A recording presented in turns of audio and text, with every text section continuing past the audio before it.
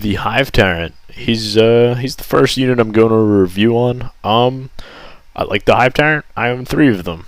Let's kind of go over what he does. Alright, his stat line, just looking at your codex, it's on page 86. He's got a pretty nasty weapon skill, and yeah, he's kind of quick. He can throw down. He's got some more attacks. But he's Ballista skill 3. That's kind of important. Our old Tyrant used to be able to make Ballista skill 4. Besides that, I'm going to pretty much go over all his upgrades, and just real quick, and then I'll give you like 3 builds that are the most common and are pretty effective. What powers to take, talk about Tyrant Guard, and just a general overview. Okay, starting.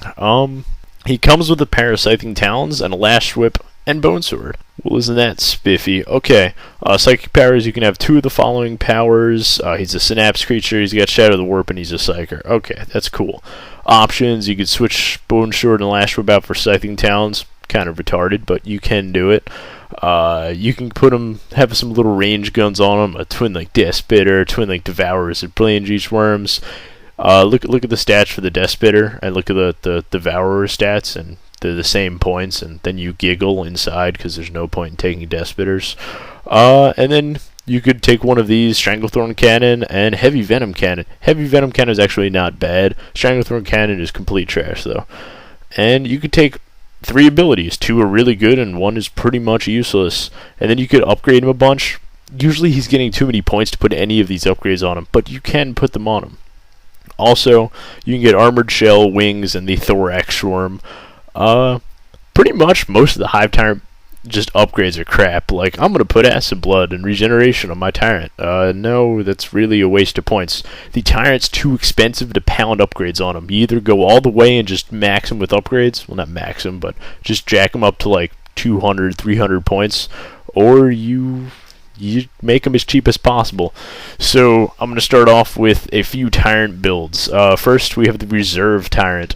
This is the Tyrant when you're playing an all Deep Strike army or a pod army, and you just need a cheap Tyrant. You don't want to be spending 300-400 points on some Tyrant with guard that can't like jump into pod and attack the enemy. You need something that's cheap and adds +1 to reserves. So straight up, it's a Tyrant with Lash Whip and Bone Sword, what he comes with, and all he has is a Heavy Venom Cannon, and he has the ability Hive Commander. Alright, you guys come in on a 3-up on turn 2. That's pretty good, and you can play around and outflank or whatever units. That's pretty cool, guys. It's 220 points still. It's a big chunk, but compared to a Tyrant with Tyrant Guard, like 400 points wasting, you could have had a whole other pod or another Trigon deep striking it. I like him for my reserve list. I use him or the Flyrant. It's pretty much a single Tyrant there. He could snipe with the Heavy Venom Cannon. It's not bad against vehicles. If you want the Hive Commander ability, dirt cheap Tyrant right there. Another build is the Flyrant build. People can either use Hive Commander. I've used Hive Commander, or you can use Old Adversary. So you can give this. You could fly around 12 inches and just give that 6-inch or a preferred enemy to people, which is nice. I've actually been playing him with Hive Commander in my pod list, but I've also played with him in old Adversary. Problem with the Flyrant is you're loaded down at like 285 points. He's real expensive. He has Wings, which that makes him a Flyrant, and 2 sets of Twin Link Devourers I give him. Now, yes, you can use Psychic powers. I don't find myself using Psychic powers a lot. You could use Lash Whip and Bone Sword and 1 set of Twin Link Devourers. I've seen that used effectively, so you can use 1 Psychic power and then also shoot, because you're a monstrous creature. You can shoot 2 ranged weapons at once. I like the 2 Twin Link Devourers, so I can sit there and throw a bucket load of shots into someone. I'm playing Marines. Oh, I charge your biker squad. Oh, look, I'm going to choose the combat tactics and run away. Well, damn, what do I do now? I like to just be able to fly around, shoot 18 inches, and just shoot miniguns into people. It's a very nice feeling. Alright, otherwise, so we have the Flyrant, the Reserve Tyrant, and then we have the Death Star Tyrant. Now, the Death Star Tyrant, I did not key the term for Death Star Tyrant. That was someone on the Tyranid Hive that'll message me and be like, hey guys, I made that term up. That's cool. I'll talk about that in another video. Death Star is some kind of strategy with the Tyrant Guard, and a Warrior Prime attached to them. But the Death Star Tyrant, the build that I've seen used by a few players near me, and the build I've been working out with, is Lash Whip and Bone Sword, and then a Heavy Venom Cannon, kind of like the Reserve Tyrant. Now, you could do various close combat builds, but he has the ability Old Adversary, which makes him have the little AoE, so he doesn't actually need 2 pairs of Scything Talons. He already gets the reroll hits, and he gives the Tyrant Guard reroll hits, which I'll talk about later. So he's got Lash Whip, Bone Sword, Heavy Venom Cannon, Old Adversary, and Armored Shell. Then he has a retinue of 3 Tyrant Guard with, if you don't run Lash Whip and Bone Sword, you can run with Lash Whips, or you can run with Bone Swords, or you can not stack upgrades on them. The Tyrant itself is 260 points. Kind of expensive. The 3 Tyrant Guard are 180 points. Whoa, man, you're talking like 4 something. That's getting expensive. Yeah, I know, but alright. So you got 6 wounds of Tyrant Guard, then you got 4 wounds of Hive Tyrant. You got 10 wounds right there. Toughness 6, 3-up save. However, the Tyrant is a 2-up save, so your opponent goes, oh man, I'm gonna shoot crack missiles and hunter killer missiles at you. Okay. 1 missile. Allocate on the Tyrant, 2-up. 1 missile. Allocate on the Tyrant, 2-up. Just sit there and just hoard that completely. It's very nice. I like it. And then if you roll 1s, that's just retarded. I've done that though.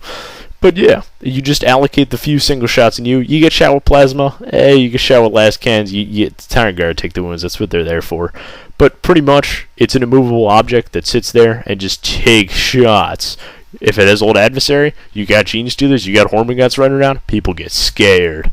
Because, oh, look, string out, little 6 inches, that Tyrant's near you, that Tyrant's just big blob of death going across the field, surrounded by Hive Guard and all kinds of just nasty stuff. That's kind of like the Stealer shock in last Codex with the feeder tendrils. People got scared when they got near Carnifexes. All of a sudden, Carnifexes could lay some beat down. Alright, so there's Death Star Tyrant, Reserve Tyrant, Flyer. 3 builds, I've played around with all of them, big fans. Let's see, for Psychic powers, you got 4 powers. The 2 powers you're ever going to use is Leech Essence and Paroxysm, which I just call Paradox because I mispronounce it randomly.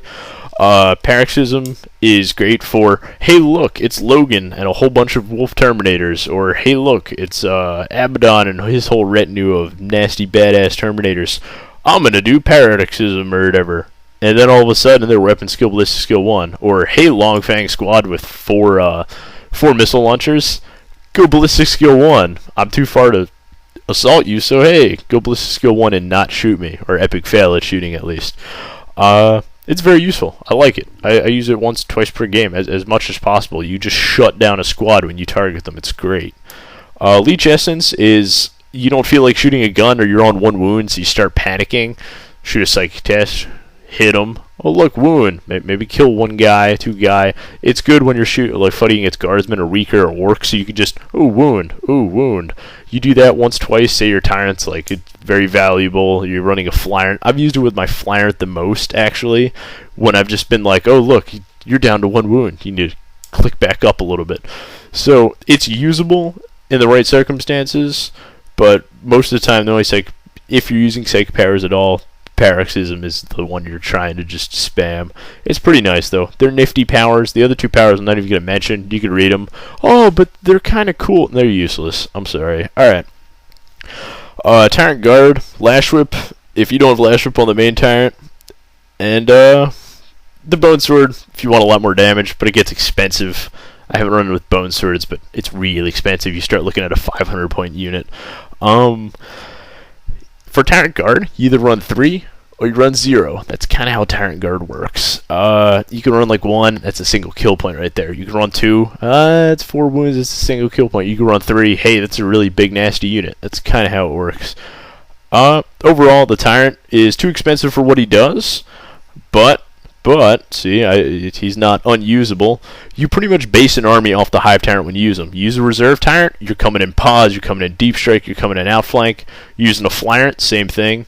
You're using the Death Star Tyrant, you're having one big, huge mob of just like, roar, just this big, unkillable unit.